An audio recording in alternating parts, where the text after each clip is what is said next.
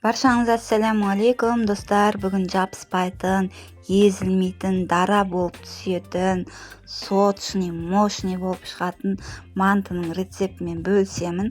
Қонақтарыма өте қатты ұнады. Бізге жұмыртқа, ұн, су, тұз, сұйық май қажет болады. Салқын су қажет, және де ұнымызды електен міндетті түрде өткізіп аламыз. Сұйық майымызды құйғаннан кейін тұзды толықтай ерігенше араластырып аламыз. Араластырғаннан кейін барып суымызды ұнның үстіне құйып, жақсылап қолымыздың көмегімен қамыр илейтін боламыз достар. Бізде қамыр өте қатты қамыр болып иленеді. Еш қорықпаңыздар. Ол иленіп болған қамырды бетін жауып 1-2 сағатқа қойып қоямыз тындырып.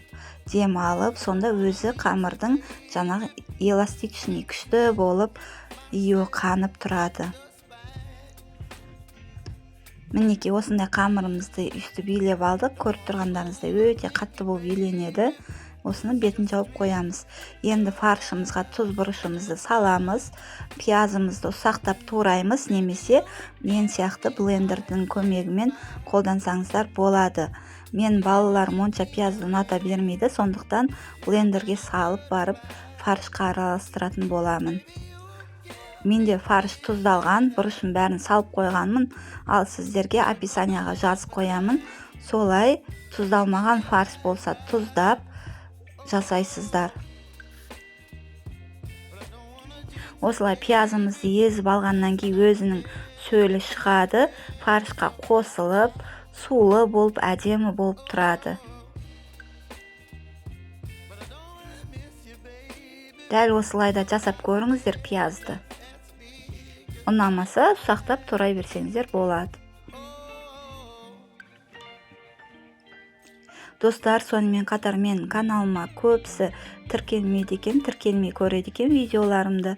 Сондықтан тіркеліп қойыңыздар. Егерде тіркелмеген болсаңыздар, лайк басып, комментарий қалдырып, пікір жазып отырыңыздар. Және де қандай рецепттер күтесіздер, оны да жазсаңыздар болады. Мен міндетті түрде оқып қарайтын болам, және де сол тамақты немесе тәттіні жасаймын. Біздің қамырымыз 2 сағат дем алып болды достар. Енді қамырымызды жаятын боламыз. Осылай қолымыздың көмегімен үстінен басып шығатын боламыз. Сонымен қатар оқтауымен ары қарай шет-шеттетіп, топ-томалақ етіп жайып аламыз. Қамырдың да жаюдың өзінің техникалары бар. 2 аяқты бірдей тік ұстап, иығымызды көтеріп, осылай қолымызбен жайсақ, сонда бар ауыртпалықтың бәрі аяққа түсіп, қолымыз ауырмай тез жайылатын болады. Сонда қамырымыз топ-томалақ болып жайылады. Ал өзіміз қалай болса солай тұрып жайсақ, қамырымыз да солай қисық-қисық болып шығады. Сондай өзінің бір техникалары бар. Қамырды жұп-жұқа етіп жаямыз. Бастапқыда ұн себелеп отырасыздар, соңына қарай ешқандай да ұн сеппей жая берсеңіздер болады. Ешқандай жабыспайды, қорықпай осылай оқтаудың көмегімен жасап алатын боламыз. Кесуге, яғни дайындаймыз. Осылай шет-шетінен кесеміз. 10 сантиметрдей немесе 8 сантиметрдей қалдырып кесіп алатын боламыз.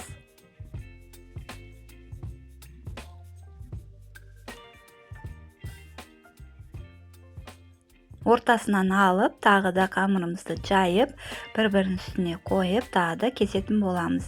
Яғни 4 бұрышты етіп кесеміз. Қамырымыз өте керемет болып жайылып тұр.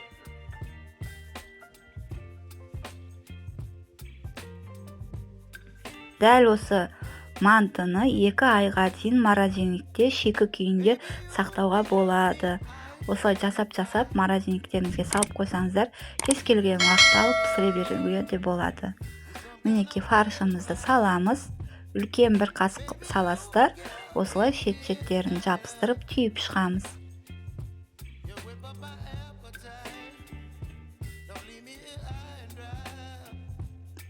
Осы кезде мантабәркілерімізге суымызды құйып қайната береміз. Өйткені біздің мантымызды тез-тез түйіп, салып болғанша суымыз қайнап дайын тұрады.